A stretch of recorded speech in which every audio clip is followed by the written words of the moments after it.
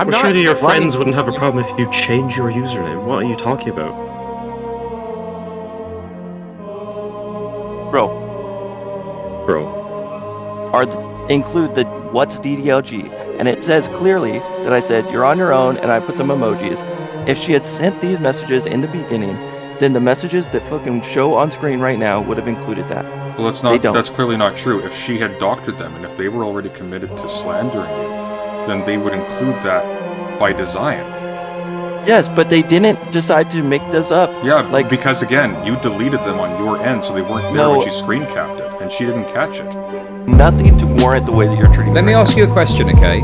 If someone had a disabled child, okay, even though it might be I'm not a condemnable- disabled child, No, Chud. listen, I'm not stupid. I'm not just fucking asking you a question. I don't have a learning disability.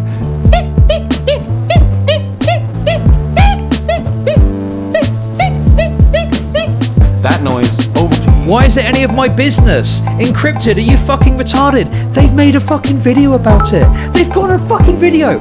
They made it my business when they uploaded it to the fucking internet, okay? I'm gonna give you the advice I gave you before, and you need to take it very seriously, okay? Because. Oh, will you stop with your like? Hang on. Bro, take it very seriously. Yes, like, take it deadly seriously. Take it deadly seriously. It doesn't matter, bro. Take it It's deadly not like seriously. there's anything fucking writing on this, dog. Will you calm down? Like, No, please. I'm extraordinarily calm. I'm just getting ready for bed, so just listen. You ready? Yeah. Without the theatrics. I'm gonna say this once, okay? Ready? Ready for it? You listening? Bro. You listening? What else do you think I'm fucking doing? Great. Okay, here we go, okay? Run and hide. Never show your face on here again. You will only hurt yourself. You are an idiot, and you are a danger to yourself and probably other people too. Okay? Good night. Yeah. You are the rainbow in my head. You are my love song. You're my evergreen.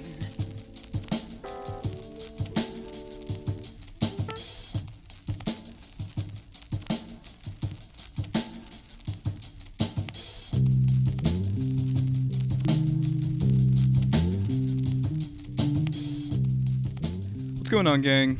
It's Will, and this is my channel. So, the ExtremeDaddyFesto released last month. It was my biggest project I've ever worked on. I spent months and months vetting the information, interviewing the players involved, and creating a narrative in good faith surrounding the idea that Extreme Dad was one of the most blatantly honest people I may have ever met online. I contrasted this with Vosh, Xanderhall, and Vermin, who are known liars and will say anything for money. I used Extreme Dad's cancellation over a DM exchange on Discord to weave a tale of hypocrisy, how people who partake in far-left ideology share a lot of the same negative traits that we would attribute to members on the far right, namely dogmatic belief, cognitive dissonance, and a complete denial of reality. In this case, in relation to issues surrounding pedophilia. But this type of rhetoric didn't stop in 2019. Vosh was just recently more insane than usual and told his transgender audience to buy guns and take up arms to protect themselves against the upcoming trans genocide. An example of this that's outside the conversation we're having is people will be saying, oh, they've been saying reform the police for ages and nothing's happened. That's why we have to completely abolish the police or something. And to me, it's like, yeah, but they've been saying that and we've never gotten people in office, or at least enough of them, who are actually going to try to reform the police. So it's the same thing with this, where you're saying we're past the point. We've seen time and time again, this isn't your wording, but the Democratic Party or the left in this country tries a certain strategy while the right goes further and further right, and it just doesn't work. And to me, an actual progressive movement that doesn't go all the way to kind of like violent rhetoric could dramatically change the political landscape and bring over a lot of the quote-unquote moderates or center rightish people who don't want to murder people. Right. And so let's hone in on this. You talk about nonviolent rhetoric. Okay. So I'm a big advocate for defensive violence here, you know. I do think we're in the preliminary stages of a genocide against queer people in particular, but probably adjacent groups as well. And in such an environment, I think it is politically irresponsible to treat the agents of that genocide with anything other than the greatest possible degree of moral condemnation. The people you classify as actually a part of the movement that you're a part of is so tiny. Well, they're not part of my socialist movement, and they can't really be part of an anti-fascist movement either unless they're actually willing to act on it. But they're not able to act on it. Liberals are the easiest people to bring in. Well, it's not easy, but that's what I'm trying to do. Options are going to be the easiest people to bring over into anti-fascism. I agree. Liberals need to be dissuaded of their weird, ahistorical, paternalistic delusion that fascism is something that civility will work us out of. They need to be buying guns and operating militantly. That's what I look to do, by the way. Liberals need to be afraid. They should be afraid. We're at the precipice of a very difficult social situation. Their Don't fear you think that needs to be politically incredibly effective. exaggerated? Wait, what is? Yeah, we're about a genocide's about to happen, and we need to all go get guns and that right there is slaughter. Why we're not a part of the same group. No, we're literally, like, if you look at any, like, lead up to a genocide, like, charts, like, where are you? Here, here, here. Like, it's not ambiguous. Those charts weren't written by leftists. I mean, we're at the point right now where, right-wing media is coordinating to condition their audience to think of all queer people, or even people with colored hair, Jesus, as groomers and pedophiles, which is a clear element of dehumanization, which leads up to legal oppression, which we're getting through currently, right now, unstopping, and following that, So here's the big difference, though. That is not something that even a large portion of everyone who's to the right of me believes in fully. And do you sincerely not believe? Like, do you think the obsession with degeneracy in America, the belief that there's an effete elite group of liberal or leftist academics that are controlling our children, and the popular belief that non-whites are being brought into the country in order to replace the white population, in tandem with the Republican Party signaling that they're going to attempt another coup if they don't win, but they're probably going to win and hold all houses. This isn't something which you think merits a sufficient degree of alarm on your part? Oh, 100%. I'm 100. I mean, look at my own content. There's tons of things to be alarmed about, and it's exactly what you're talking about. But one of the things that I think you did do a very poor job of conveying, you didn't at all divide until maybe the very end of your video between politicians and voters, and then went on to talk about political violence, build our democracy, kill them. And then he paused a super long time. It was like socially, politically. And they the Republican Party, the modern Republican Party wants to personally murder every minority that lives within the border of the country and then tell people to get guns. To me, that's expediting some sort of huge violent clash between two groups in the country, but not at all moving us faster towards squashing the fascistic element of the movement. You squash fascistic movements by winning the violent clashes. So your political plan is to prepare for a civil war and then fight it? I don't know if a civil war is the right word. There's certainly going to be violence in this country during my lifetime, and if there is going to be violence, then I would prefer the people with the better morals to be the ones who are appropriately armed and prepared. But my right actual now, guess is that there's going to be an increasing divide between red and blue states, and that with control of the federal government, Republicans are going to attempt to impose federal law to control the blue states, because they can't control it with state law. Blue states, some of them will refuse, and then there might be clashes between state guard or police. Some police might try to enforce it, but others will say no, don't do that. There might be attempts at ousting. Remember during the Black Lives Matter rallies, there were those Patriot Prayer dumb fucks rolling their, $60,000 trucks through urban neighborhoods with a bunch of guys with guns in the pickup trucks. When that happens, I want people to be able to take shots at them from apartment windows. I don't want them to just be victims here. We have to be ready. But eventually, they're going to get a hold on us. They've been redistricting like hell. Every single time they undo something Democrats don't have the power to redo, You know, we need to be ready. And I have to ask you, just out of curiosity, when in Germany would you have said violence was okay?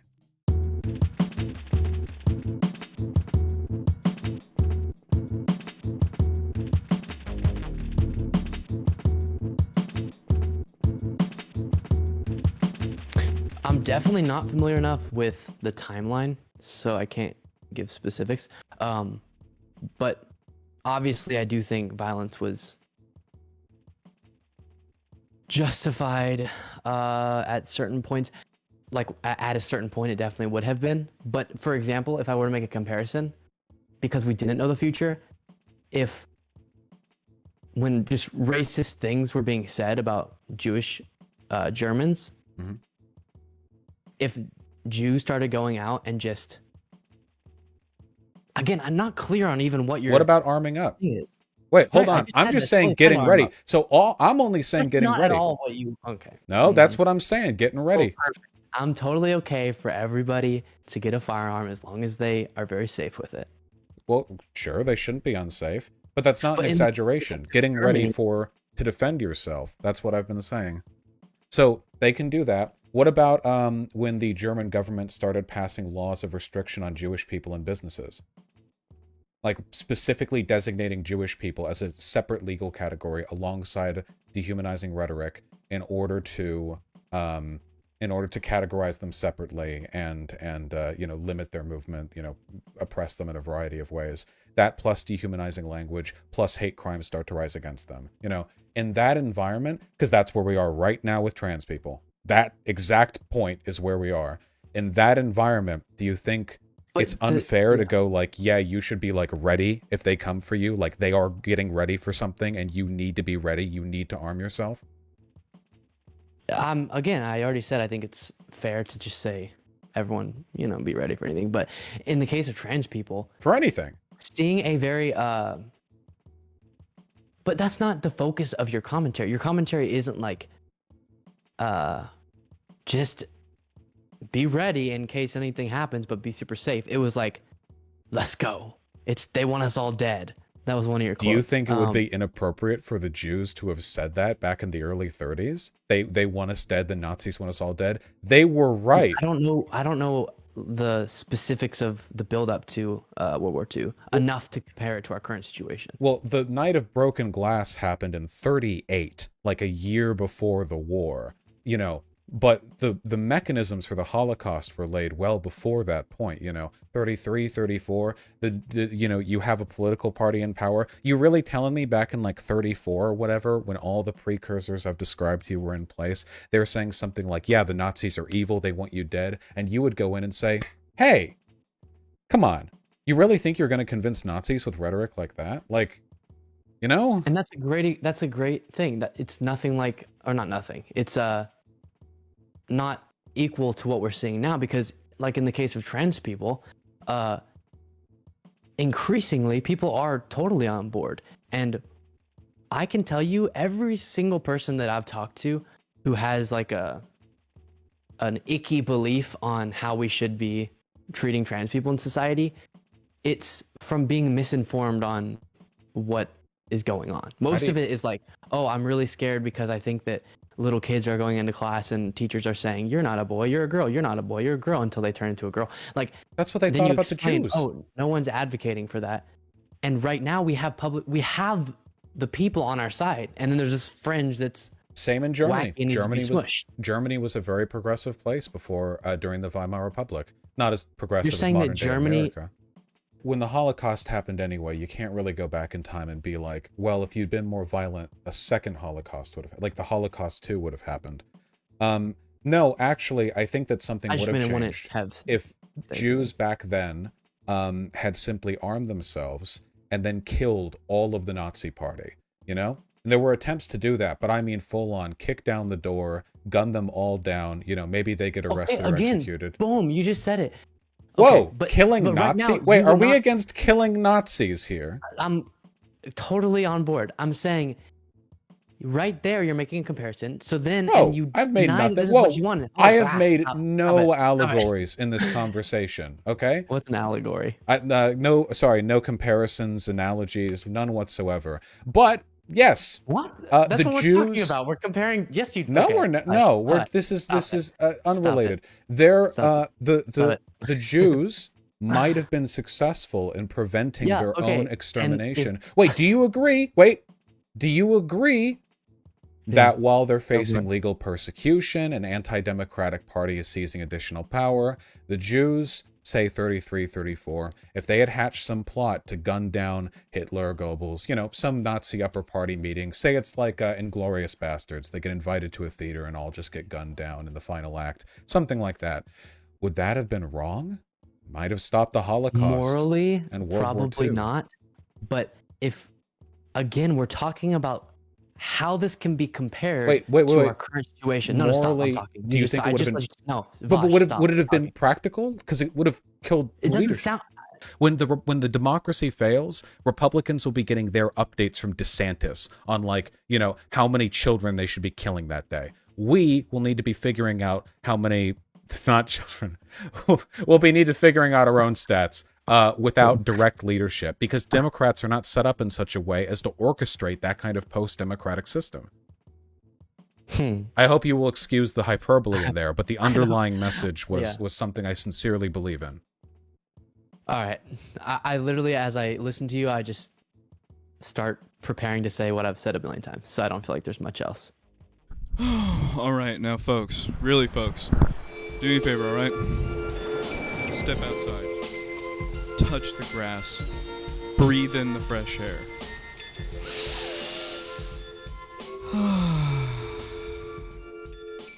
For one thing, telling a population of people that have a staggeringly high suicide rate to buy guns seems cruel. But it's not just that. I have to wonder, why is it that Vosh says these things to begin with? I've broken down what I think are two of the most likely possibilities. Option 1 is Vosh is grifting. He knows that when he says these outrageous things, he gets more donations, retention, and audience.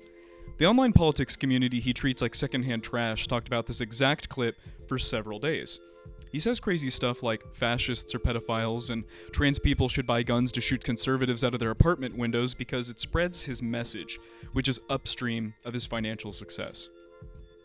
I mean, option 2 is he's insane and actually believes this stuff. Like, if you're on the internet right now and you're scared of the world based on what extremists like Vosh are telling you, please, I beg you, unironically, try to take a weekend off of your computer and see if you can take a trip somewhere outside of your bubble so you can realize that the majority of humans, regardless of location, home, creed, or color, share a fairly similar set of moral and ethical values, at least in the Western world. Xander Hall. I mean, dear God, there's so many people who have done this better than me. Not this guy. But just watch any of those videos and make an opinion of Xander Hall and see if it's contradictory to how I portrayed him in ExtremeDaddyFesto Part 1. Everyone has a responsibility with what they create, say, or do in public. Streamers especially so.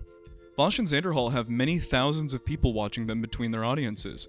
Vermin was a beloved character at the time, being Vosh's girl/boyfriend, and they owe it to their audience, you guys, the chatters, to spread an honest message.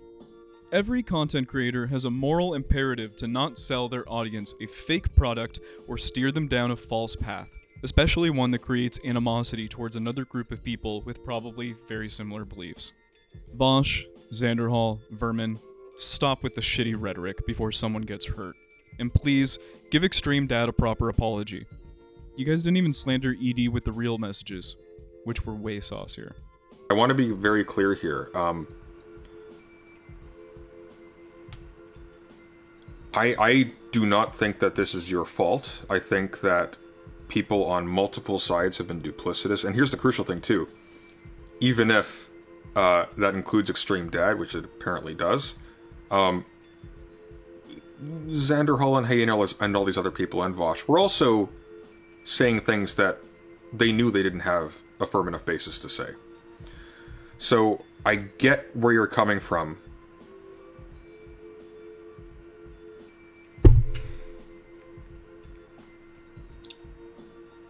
No, Oh, I see what ExtremeDad's saying. Okay, so ExtremeDad is contending that if she still has the DMs...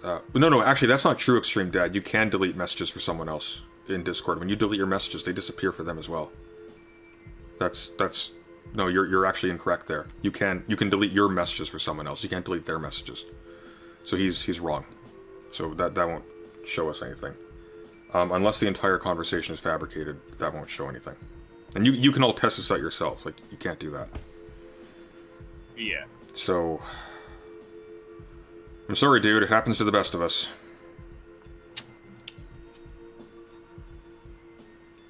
Your production value is good, even at your sound a little bit. You got a good voice for this. I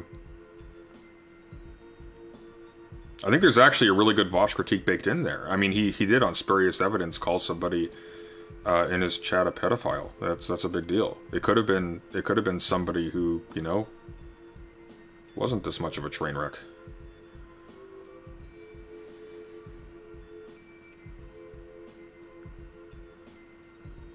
You're a good dude, okay? Take care. Don't take this too hard. You stupid asshole. Have a good night. You're gonna have fun tomorrow with Chud. President Sunday, you have a very good night. I appreciate it. Let's talk under less annoying circumstances. I agree. Take care. Peace. Oh man. Okay. So we're gonna. All right. Bear with me here. Look, folks, regardless of how dumb President Sunday made me look, it still stands to say that ExtremeDad is not a pedophile, he's not a groomer. Cyansius tried to pull a Chris Hansen and failed. But it would go against my journalistic integrity to not tell the rest of the story as I now understand it, given the credible new information. Information that seemingly came out of nowhere. Or did it?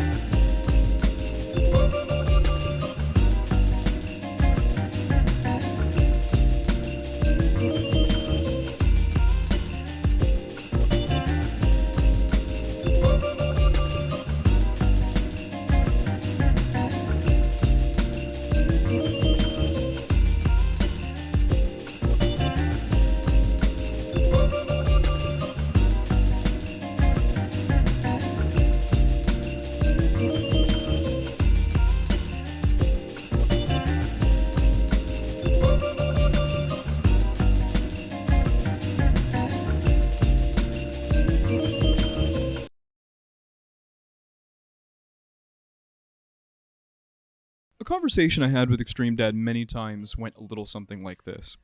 Hey, ExtremeDad, when I release this, more info will come out if it exists. If there is anything that you know or have that I don't, you should give it to me. Over the course of ExtremeDaddyFesto's weekend release, it came to light that there was more to the message exchange than what ExtremeDad had been sharing for 3 years. How did these messages come to light? Well, after watching the documentary, Cyansius thought that something was off with the sequencing of messages. She peeled through her old logs again, going even further than when we had viewed them together last time, and dug up what can safely be called the complete message log, which she had screen capped within seconds of messaging ExtremeDad. So who had these messages, and what versions did they have? To try and keep our heads on straight for the remainder of the video, I will be referring to the messages as follows. The version of the messages that ExtremeDad has had on his Twitter for 3 years. The version that I used for ExtremeDaddyFesto Part 1. The messages that Vosh used to slander ExtremeDad in the 2 live streams are called the redacted messages. These are messages that ExtremeDad presumably deleted 5 lines from and released before anyone else. More on that later. We have what I like to call the redacted plus messages, which were messages that were sent to Vermin, and thus these were the messages that were sent to Xanderhall. To ExtremeDad's credit, he actually sent me this clip in our investigation and hounded me about it several times, saying that the message exchange was fake. Be 14 and was very open that they were pretending to be or that they were 14 according to as far as he would know. But He also was like hitting on a 14-year-old in Destiny's server. Destiny like got into a fucking argument with him. Also, I literally don't care what you say, Extreme Dad. You're literally retarded. I like, you're a liar. You're dox people. I don't care what you say. I'm just gonna have you blocked. But I am gonna show my chat these logs. Wait. How the fuck is a 14-year-old in Destiny's server? The age cutoff is 15. People lie about their age. Okay. So, it says, what do you want to do? I'm pretty sub. He says, I mean, they don't call me daddy for no reason. And I'd break every chair in the world just so you could sit on my face. But most of all, I live for that DDLG shit. What's DDLG? Daddy's dumb little girl. I'm not going to explain it to you. You're on your own, lol. You okay with the fact that I'm younger than you? Sure. We're just talking, obviously. True. What do you want to do? I'm pretty sub. I mean, oh yeah, and this is the actual like screenshot. Like a phoenix, I have risen from the ashes. Okay, that's some other shit. Whatever that was some cringy ass shit. Yeah. Basically, he was pretending to be... Yeah, go ahead and ban him. But I couldn't verify it in either direction, and it fell to the wayside. We now know that these messages were most likely real, but Vermin never got the full message exchange. Thus, Vosh and Xanderhal never got the entire message exchange either. The third and final version of the messages I will call the full message log. It was only sent to two people, Diocletian and another person who will not be mentioned to maintain their anonymity, but they were very close to Cyansius at the time. This person received logs within 33 seconds of Cyansius messaging ExtremeDad. These logs contain 5 lines that presumably were later deleted by ExtremeDad. Oh my god. So help me God. If there are more messages out there, I will collapse from exhaustion. These complete messages between Cyansius and ExtremeDad flow significantly smoother than the old messages, and it makes some of my interpretations of the redacted messages completely invalid. Even though this was an event that happened over 3 years ago at the time of posting this video, I spent 6 months on research, and I thought that I had nearly everything. Somewhere. Deep inside my heart, I mean, I knew there was some evidence that was going to come forward, but never in my right mind would I have thought that it would be an extension of the message exchange between Cyansius and ExtremeDad. It's frankly insane. That being said, with these newly released messages, do I think that ExtremeDad is a pedophile hunting 25-year-old 14-year-olds? No. But he is astronomically more stupid than I had originally expected. He is clearly in denial about the deletion of these messages, and I have some questions about his honesty. But before I go any further, please, you must take heed of these axioms that have remained true since the ExtremeDaddyFesto Part 1, and will continue to remain so until the end of this video. We are going to go really deep into some new lore and a new theory for what have might actually been the most likely cause of ExtremeDad's cancellation and doxing. But it's important to keep these things in the back of your mind going forward. There is a lot of new info to follow for a video that was already 2 hours long, but I need you to not get lost in the sauce and lose sight of these truths. 1. ExtremeDad is not a pedophile. 2. Vosh, Xanderhal, and Vermin lied and slandered ExtremeDad. 3. Xanderhal and Vermin admitted multiple times that they knew these messages were fake and didn't care because ExtremeDad was a conservative. 4. ExtremeDad did not deserve to have this message exchange between him and Cyansius leaked in any form and shown publicly in front of Vosh, Xanderhal, and Vermin's audiences. I will redact number 4 if it turns out that ExtremeDad posted them himself, which he probably did. 5. ExtremeDad was doxxed and did not deserve to have that done to him. Still true. 6. Vosh, Xanderhal, and Vermin owe ExtremeDad a public apology, because at a minimum, they slandered ExtremeDad. At a maximum, they enticed someone in their community to dox him. ExtremeDad might not be as honest as I thought he was, and is probably suffering from a bit of denial and trauma surrounding this topic, and it's affecting his ability to want to engage with this further. I can't really blame him. In the sake of fairness, I want to attempt to steelman his position though, because at the end of the day, no one will ever be able to know 100% what happened that day. So I will go over the 2 possible scenarios for the new messages being released and argue for both of them. Option 1 is that ExtremeDad is telling the truth, and that the messages that he has been showing people since 2019 are the real messages. The messages that Cyansius sent to Diocletian, Anonymous Party, and Vermin are faked. Number 2, the messages are real. ExtremeDad deleted them to save face because they were embarrassing, and he is still in denial about it 3 years later. Does either outcome really change the themes of the original ExtremeDaddyFesto? Does any of this release Vosh, Xanderhal, and Vermin from culpability?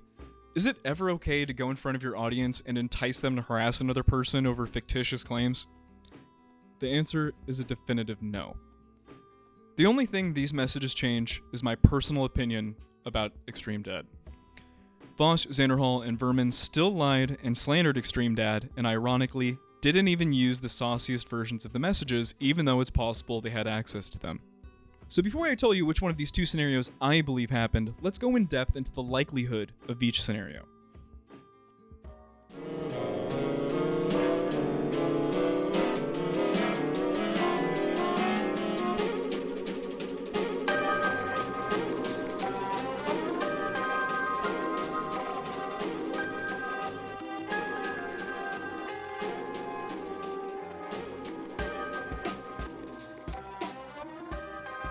ExtremeDad says that all of these messages are fake.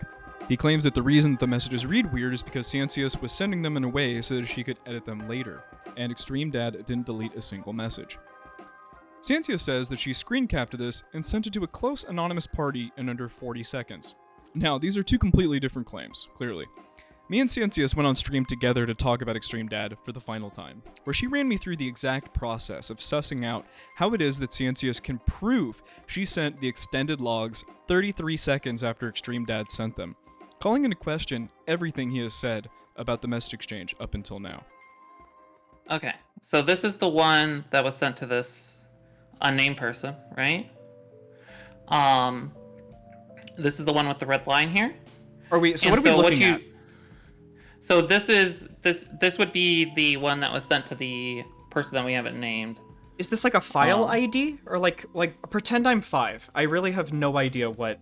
Okay. Like. So this would be the actual image after I press open image.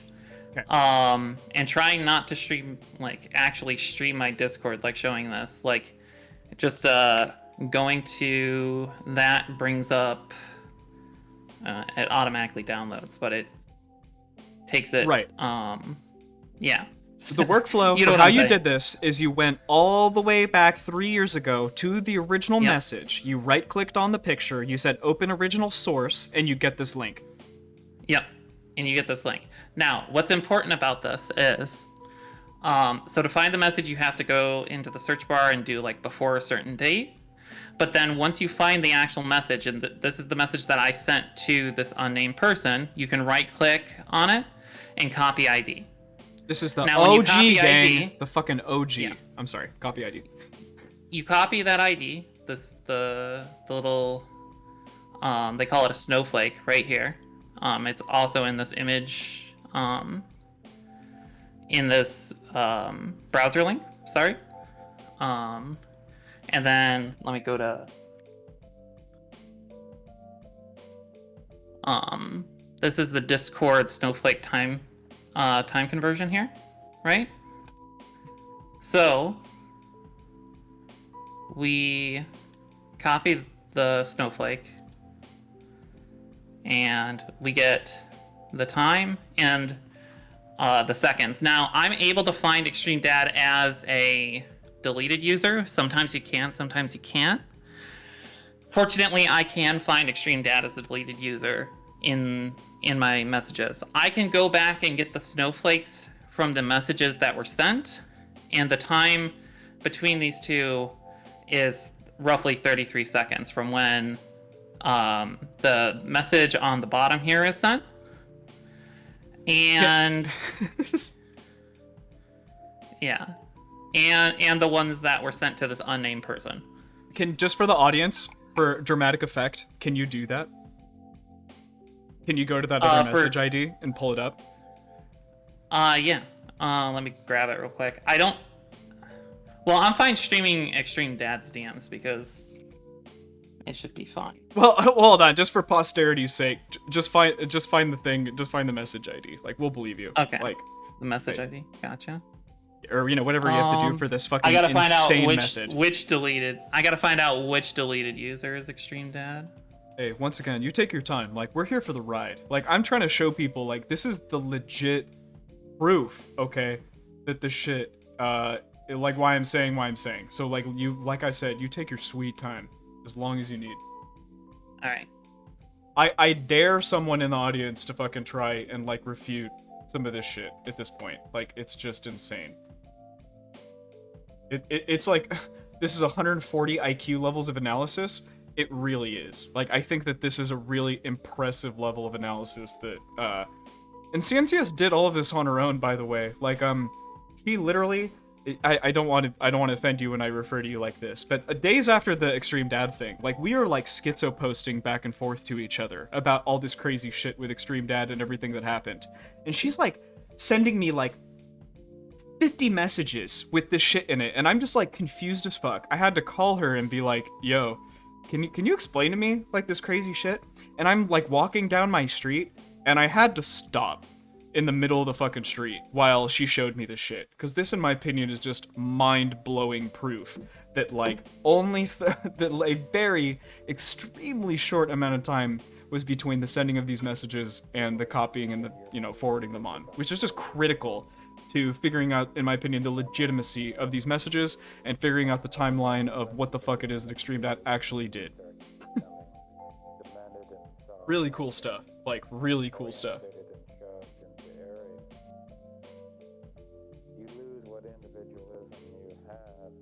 Okay, I found the messages. Amazing. So the last message on here is we're just talking, obviously, so I'm gonna grab the ID from that one real quick. We're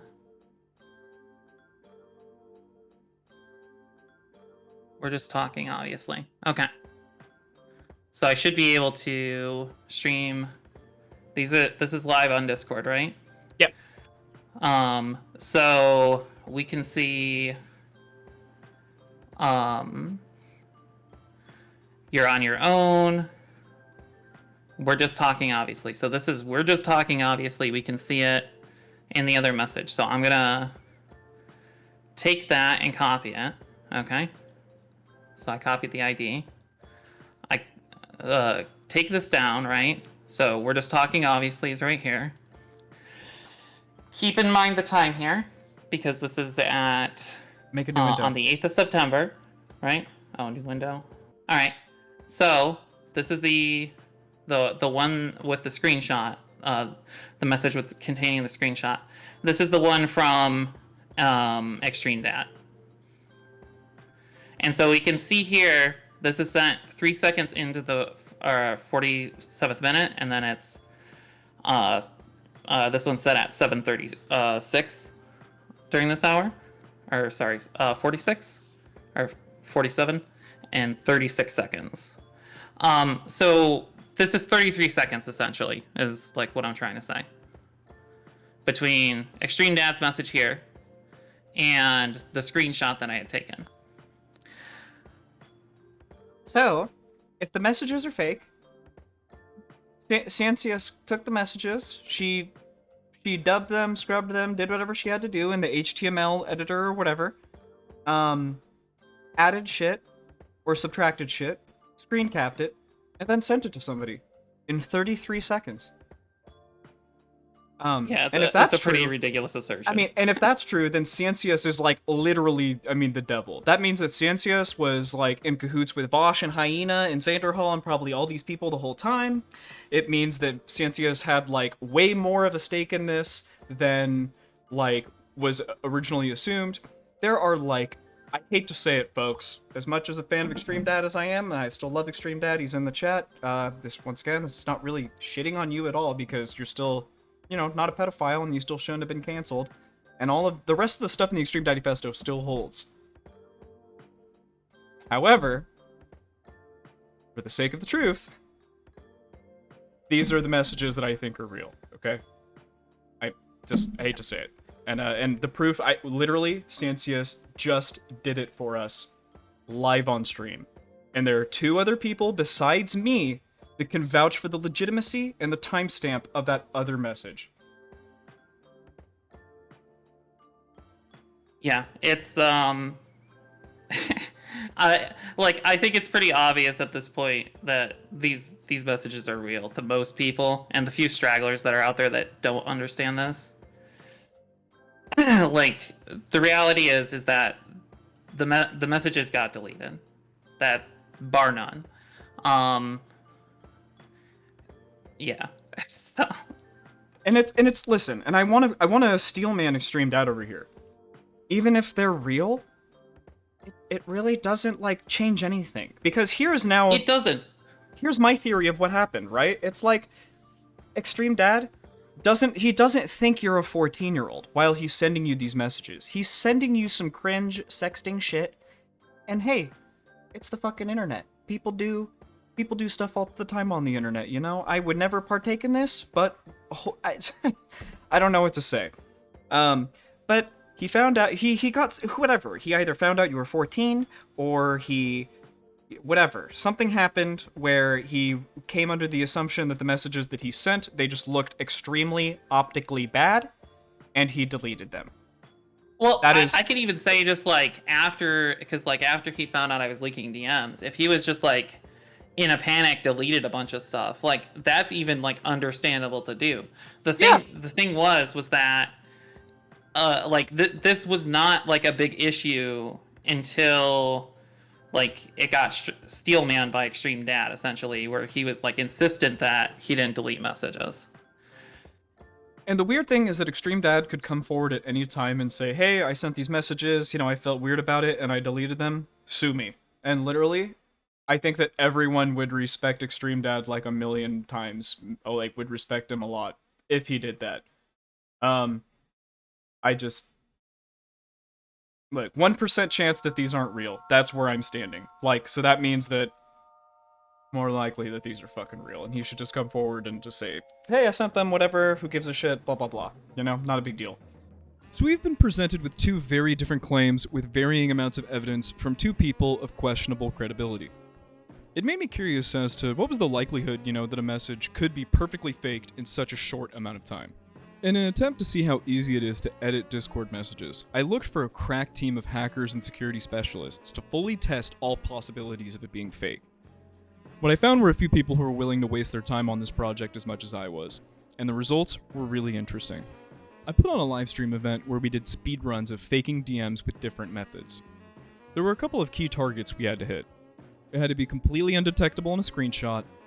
It had to be fast, 5 lines edited, screen capped, and DM'd to another party in under 40 seconds. The difficulty of the method didn't matter because all parties involved were good with computers. I know that you have a method for replicating Discord DMs that takes literally like seconds to do. And what I was hoping is I'd have you on, and you could just show us literally how you do it first, how to do it live. And yeah, just to kind of show everybody the idea of, theoretically, there is a non-0% chance that the DMs could have been faked, even though I think that that's extremely unlikely. And yeah, would you mind just kind of like sharing your screen, and you could just run through us like the method and how you do it? Sure. I just need to make sure everything looks good. I don't really think the messages were faked. Yeah. But I think they could have been. The messages that were like that would have been changed would be nonsensical to change, I think. Yeah. Yeah, exactly. I love ExtremeDad as much as the next guy, but I think these, and it's not even like these messages don't prove that he's a pedophile or anything. But exactly. For the clarity of the story, getting everything out there, I want to know if they're real or not, for myself. So, when I saw you send me, this, this method of like faking the DMs, it like blew my fucking mind. Like I had no idea that theoretically it really could be that easy to do. And yeah, so whenever you're ready, I'm ready. Watch stream, let's fucking go. Okay. So I think I will have the Crow account be the account that I send the screenshot to. And then have an interaction between Saya and Gramia. Wonderful. Yeah, no, it does. This is a great visual. Yeah.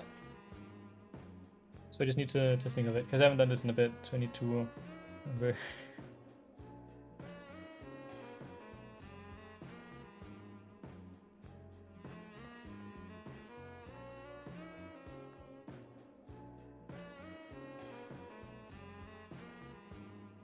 Okay, I'm just gonna test.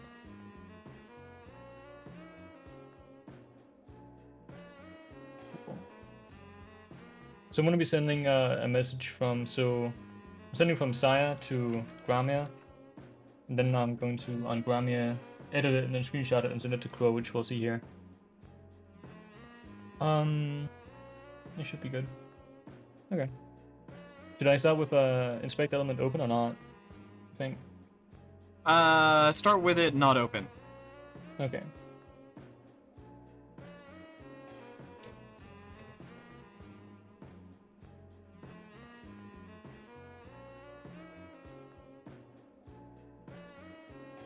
Alright, we'll see you guys. Cool. Oh shit, different. Okay, I'm gonna restart. Wrong client. Oh, this is gonna suck. Okay. It's like a speedrun strat almost. It is exactly a speedrun strat. You're gonna show us like I'm fucking hyped.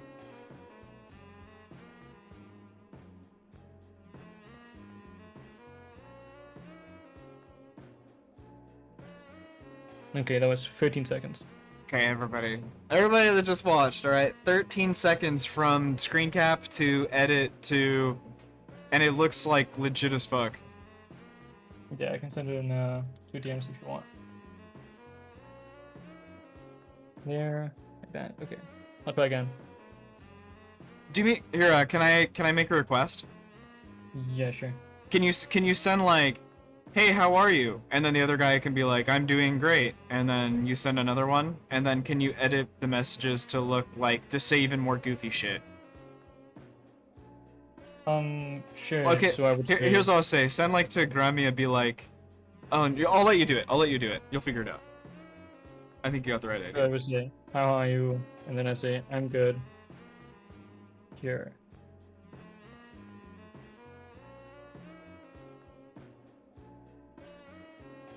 Like that? Yeah, perfect.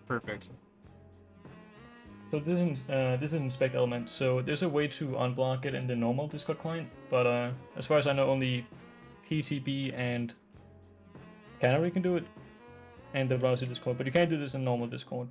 This is only like in the browser and shit. Gotcha. I say disable it. Gotcha. Yeah. So you're just editing the HTML of the message. You can make it say whatever you want. Crazy. I mean, and it just looks legit as fuck.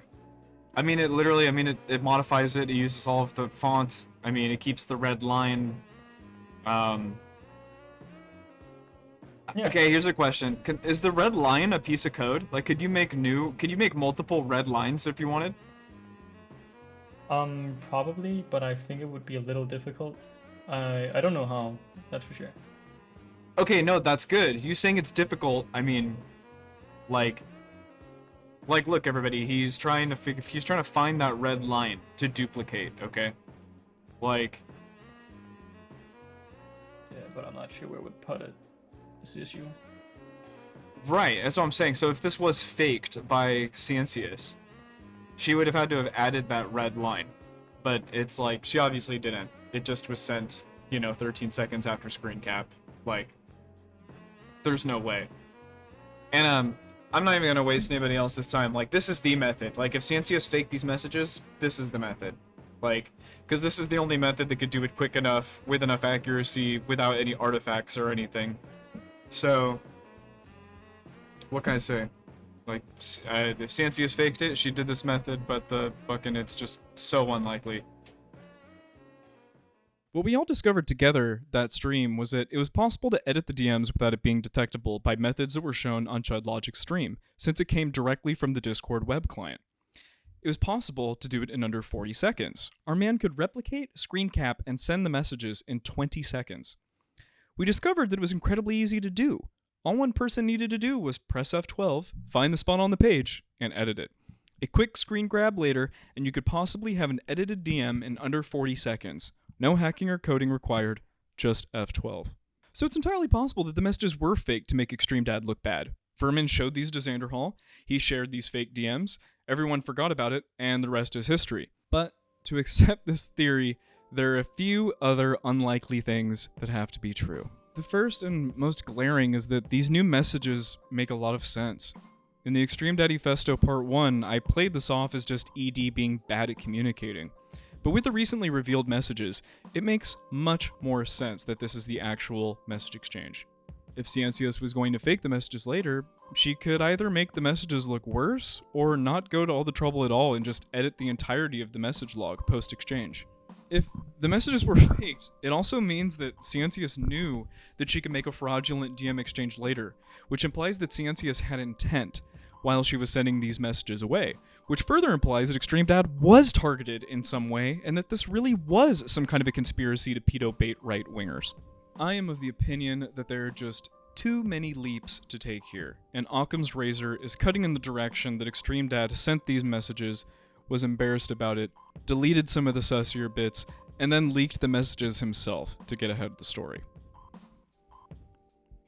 Yeah. That happened.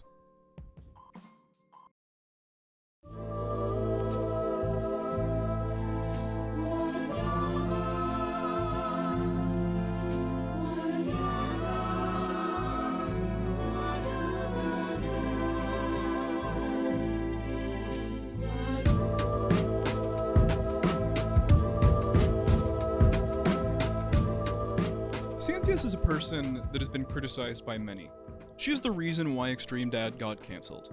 Pedo baiting is cringe as fuck, and ExtremeDad didn't deserve to have his life ruined because this message exchange was revealed. Some could argue that the fact that she sent the messages all willy-nilly without a care in the world in some ways makes her just as culpable as the other three villains in this story. But there is one huge difference between Cyansius, Foch, Xanderhall, and Vermin. Cyansius has said sorry. Now, that might sound cheesy, but that is a rarity in the online world, and as our digital and real worlds keep inching closer and closer, healthy decorum online should be commended.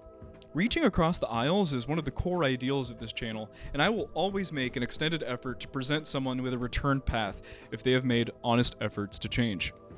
Cyansius deserves this path of return just as much as ExtremeDad does. Will, you're siding with the enemy! I'm hearing DK scream at me from his computer screen. What's the deal with the new messages anyways? They could be fake, right? We just proved that they could be fake. Well, yes and no.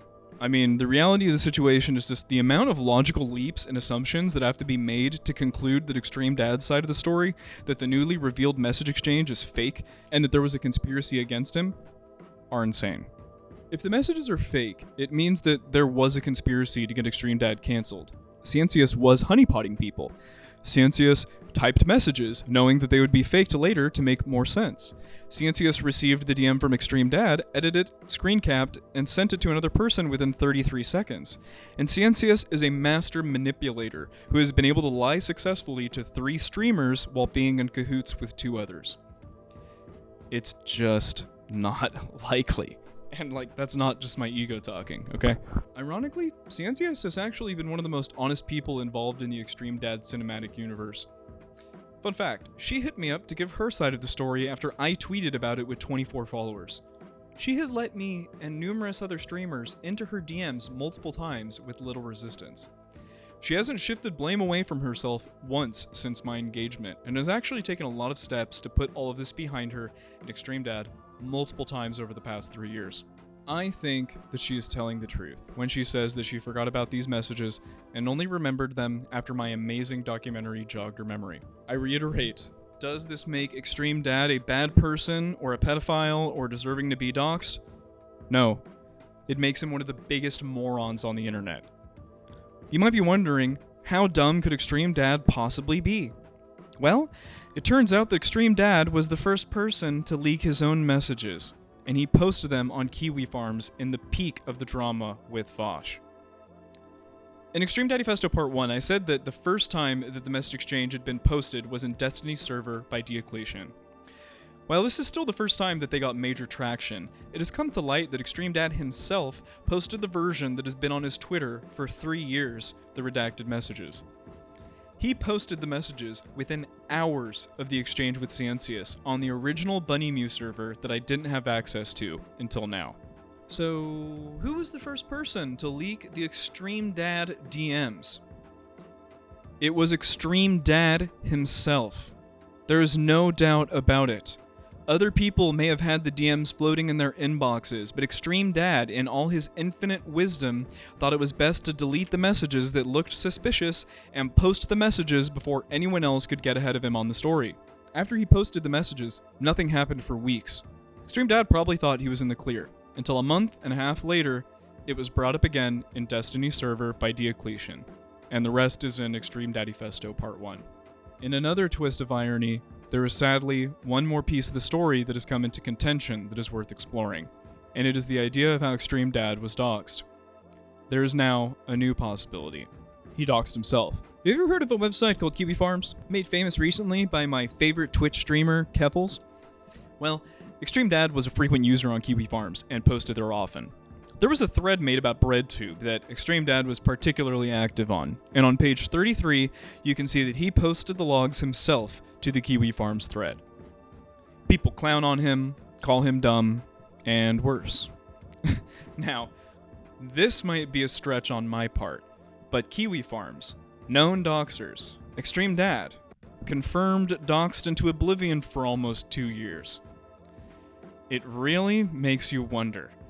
ExtremeDad has always been his worst enemy, but is it possible that he released his own messages to the public and that he doxed himself in a Kiwi Farms thread?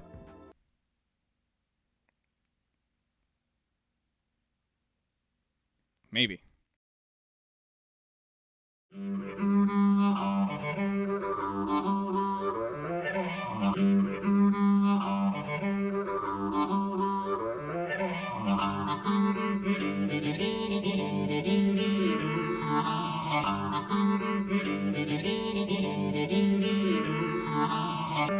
I am done with ExtremeDad. If anything comes out further from this story, I have laid before you almost 3 hours of content and sources to sift through that I sourced from probably around 30 hours of content. I have learned more than I ever thought I would care to know about people that I will never see in my real life, but it has been a journey. I've learned so many lessons about this small bubble of online politics we all inhabit together. Journalism, optics, marketing myself. My channel's doubled since I dropped the ExtremeDaddyFesto. In many ways, I'm grateful to ExtremeDad. I'm thankful for the experience of working on this and getting to know some of you weirdos out there on the internet a little bit better in the process. I've got bigger and better projects coming your way. Some related to internet turbo nerds, and others not so much, but I'm in them, so you're never going to be completely out of the woods. We are done with ExtremeDad on this channel. The topic is officially finished as far as I'm concerned, and if any of you wish to take up the mantle, I want to be referenced as ExtremeDad's official internet historian. I just want to say a special thanks to Chud Logic, Zonia, and even President Sunday for the helpful feedback that you guys gave me during the drama, and to be blunt, for the exposure. Some of Chud Nation and President Sunday's community have become regular viewers of my goofy, conspiracy-related content, and I'm extremely thankful to the small handful of channelers that are regularly watching my content. If you aren't part of the gang already, like, comment, and subscribe. Follow me on Twitter, Will and his 280, and have a great day.